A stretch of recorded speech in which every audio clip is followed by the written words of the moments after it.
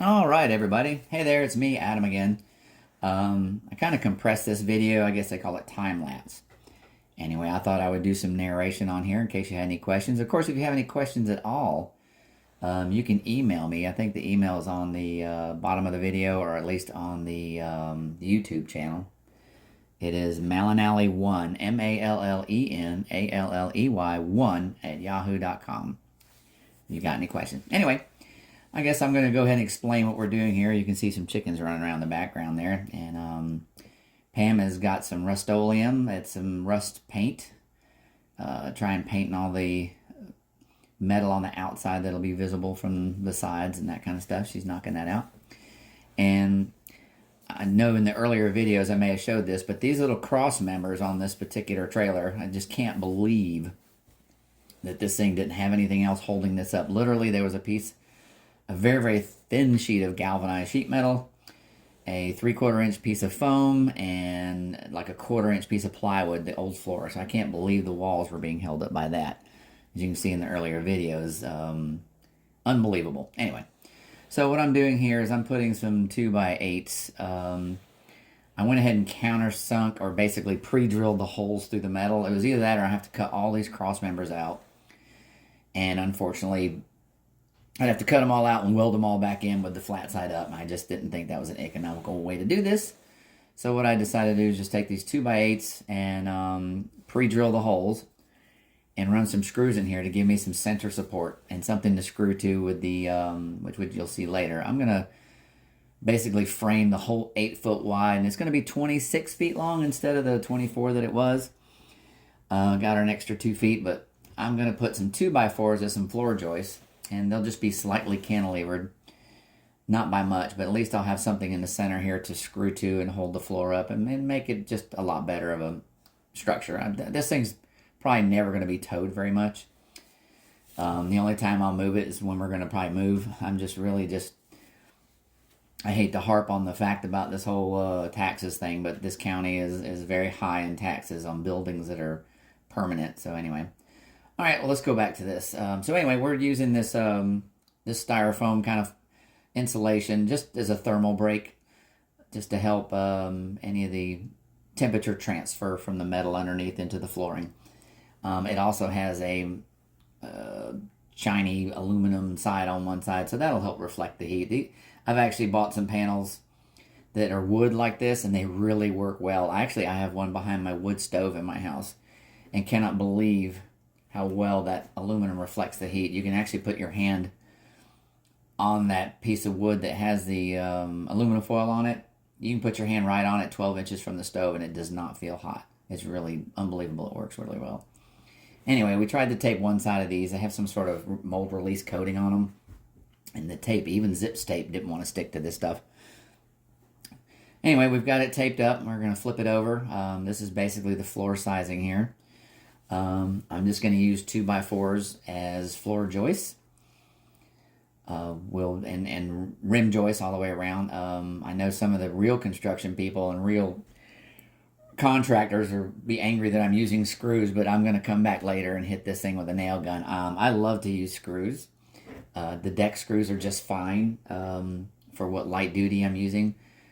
Screws and deck screws of that nature normally don't have the ability to flex a lot. They'll break very easily. But if you look at Project Farm's results about screws and nails and which one holds better, as far as clamping force, screws hold 10 times more than nails do. Nails are kind of useless that way. But what nails do really well is they flex.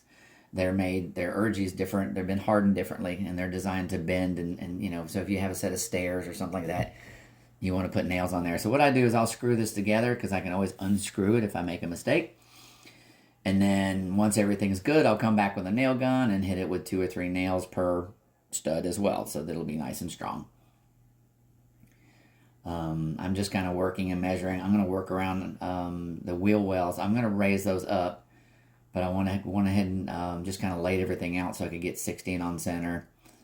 I could go 24 or 19 on center, but you're only saving like 4 2x4s. It's not even a $20 saving on a project this small.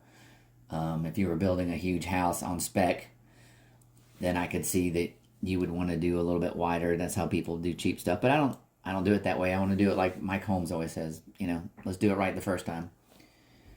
Anyway, Pam's out here helping me. She's excited about getting this shed going and get a nice little tranquil place away from the house. This will be wonderful for her. She does a lot of laser woodworking, kind of carving and engraving and that stuff. She has some other projects she likes to do, and since we're still building the house as well, doing the sheetrock, and because Grandma lives with us, we don't have a lot of room for this kind of stuff in the house. So we're building this just for this purpose. I'll probably cover it later, but we'll run a 30 amp or 40 amp service from the pole to this and have a little quick disconnect. Sorry about that. I was moving the camera. Anyway, and we had some rain. I had to cover it up. You might see some chickens again in the background. This is a beautiful property. I don't think it's too hot this day, which is nice. Since the last foot or so there wasn't supported by metal, I decided to use 2x6s and doubled them together. So they're a little bit more cantilevered from the trailer tongue. On the back end, I saw the chickens go by. On the back end, it's supported by the bumper. I was managed to get the extra foot there, but to get the extra foot on the front, I had to cantilever it a little bit. It's plenty strong. The roof and the walls don't weigh anything on this particular project. Oh, there goes the chickens again. Anyway, so everything's on 16 centers, screwed together, 3-inch deck screws, and then, like I said, I'm going to come back and hit this with ring shank nails with the nail gun. I want to make sure I get this thing strong enough so it will last a long time, and if we do need to tow it, it should be okay. I hope I'm not boring you to death. Please, if you'll like and subscribe, especially subscribing, really helps to get the videos out there. I'd like for more people to see this. I think it's kind of cool. This is interesting. I've been a mechanic my whole life. Doing this kind of work is just fun for me. A lot of people don't like it, but this is a whole lot better than crawling underneath cars at the moment.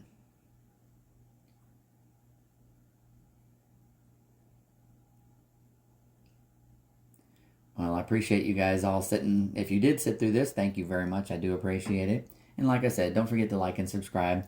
And tell Pam what you think about it.